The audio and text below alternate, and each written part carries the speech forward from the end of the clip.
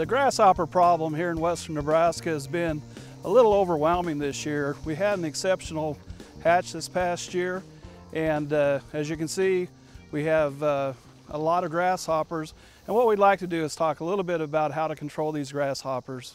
The grasshoppers this year have caused a tremendous amount of damage.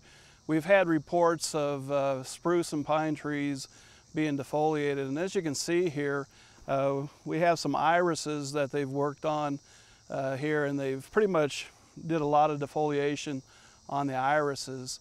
So grasshoppers can do a lot of damage, but the key to grasshopper control is to get them when they're young.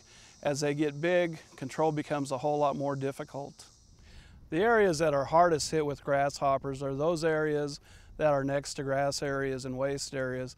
And as those grass areas and waste areas start to dry up, the grasshoppers are going to be moving into the lawn and garden and the landscape areas. So once they move in, the first line of defense is if we have control over those grass areas or waste areas, if we could either do some mowing to reduce the amount of grass so they reduce the habitat in those areas, or we could put up some chemical barriers in those areas. But as they move into our landscape and in our vegetable gardens, in the vegetable garden, about all we have for control would be 7 baits. That would be the first line of defense, and then maybe malathion as a spray to the vegetables themselves.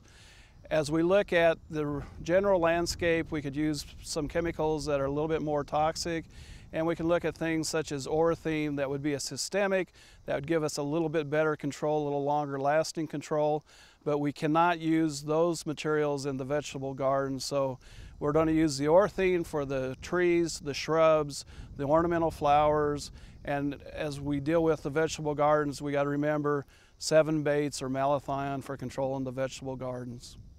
The question that everybody's asking, since we've had such a bad problem this year, is what's the pressure going to be next year?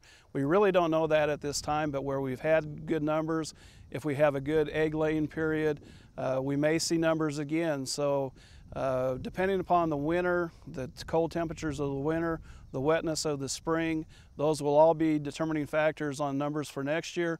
But the bottom line is if you start seeing grasshoppers in the spring, remember early control is the best control.